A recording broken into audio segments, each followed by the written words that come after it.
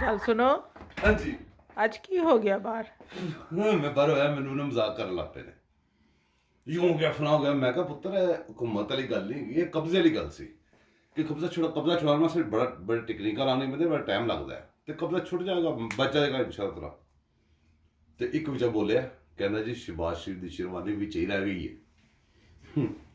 और मैं क्या यार गल है कि शहबाज शरीफ ने बचपन के कहानी सुनी सी कि अंब के दरख्त से बंदर बैठा सी बंदा लग रहा सियाना थल्ले उन्होंने अंब चीजे से उन्हें एक वट्टा फड़ के बांदर को मारिया बांदर ने एक अंब ला के उन्हें मारता उन्हें फिर वट्टा मारिया उन्हें फिर बम थले अंब सुटता बंदे ने सारे अंब कट्ठे किए सियाना बंदा चला गया।